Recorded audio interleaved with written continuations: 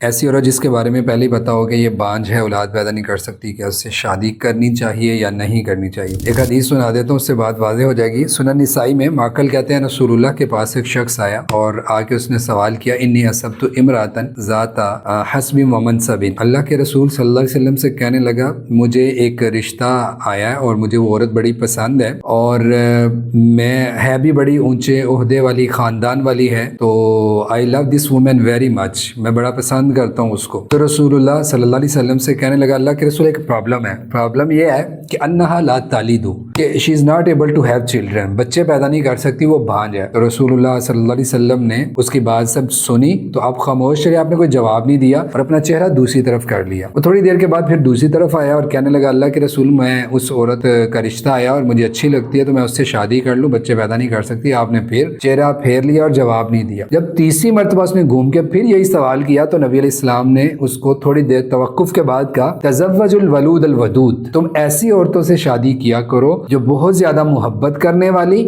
اور بہت زیادہ بچے پیدا کرنے والی ہوں۔ یعنی آپ نے اس کو منع کر دیا کہ ایسی عورت کا جس کا پہلے ہی تمہیں پتا ہے کہ اولاد پیدا نہیں کر سکتی، بانجھ ہے، تو اس سے شادی نہ کرو۔ یہ ممکن ہے کہ اس کی پہلی شادی ہو یا وہ جوان ہو تو آپ نے اس کو منع کر دیا، ورنہ سہارا دینے کے لیے کسی کو رشتے میں کوئی اور ضرورت ہے تو آپ شادی کر سکتے ہیں، کیونکہ بانجھ عورتیں ہیں تو ظاہری بات ہے وہ بھی انسان ہے۔ لیکن یہاں پہ رسول اللہ کے کئی ایک معنی ہو سکتے ہیں۔ یہ بھی اغلب خیال ہے کہ آج جو شخص اس سے محبت کرتا ہے کل کو اس کی اولاد کی جب اس کو طلب ہوگی تو اولاد پیدا نہیں ہوگی تو ہو سکتا ہے وہ اس عورت سے نفرت کرنے لگے یا اس کو چھوڑ دے، تو یہ بھی ناانصافی ہے۔ تو شاید آپ نے اس لیے بھی اس کو یہ حکم دیا۔